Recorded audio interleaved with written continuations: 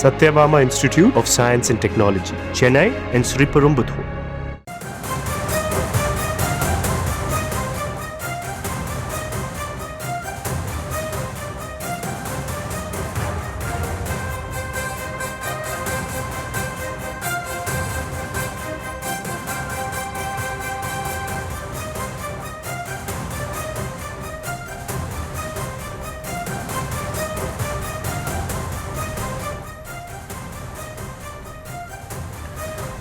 அண்மை செய்தியாக பார்த்து வருகிறோம்.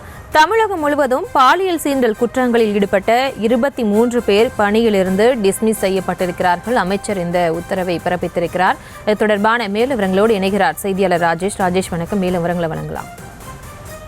வணக்கம். அரசு பள்ளிகளில் பணியாற்றி வரக்கூடிய 23 பேர் அதிரடியாக பணி நீக்க உத்தரவு செய்யப்பட்டிருப்பதாக பள்ளிக்கல்வித்துறை அமைச்சர் அந்த அதிரடி உத்தரவை பிறப்பித்திருக்கின்றார். பள்ளிகளில் பயிலக்கூடிய அந்த மாணவ மாணவிகளிடம் பாலியல் சீண்டலில் ஈடுபட்டவர்கள் மீது கடுமையான நடவடிக்கை எடுக்கப்படும் என்று சமீபத்தில் ஒரு பேட்டியிலே பள்ளிக்கல்வித்துறை அமைச்சர் அன்பில் மகேஷ் பொய்யாமொழி தெரிவித்திருந்தார். குறிப்பாக கடந்த 3 ஆண்டுகளில் பள்ளி மாணாக்கர்களுக்கு பாலியல் தொல்லை அளித்த குற்றச்சாட்டில் 238 ஆசிரியர்கள், அதில் ஆசிரியர் அல்லாதவர்களும் அடக்கும் என 238 பேர் இருக்கிறார்கள் என்றும், அதில் 36 பேர் வெளியிலும் சிறையிலும் இருக்கிறார்கள் என்றும், 11 பேர் குற்றம் நிரூபிக்க முடியாமல் மீண்டும் பணியில் சேர்ந்திருக்கிறார்கள் என்றும் புள்ளி விவரங்களை தெரிவித்திருந்தார். மேலும் 4 பேர் அவர்களில் இறந்து விட்டார்கள் என்றும், 46 பேர் மீது மார்ச் மாதம் 10ஆம் தேதி இறுதி உத்தரவு பிறப்பிக்கப்படும் என்றும் தெரிவிக்கப்பட்டிருந்தது.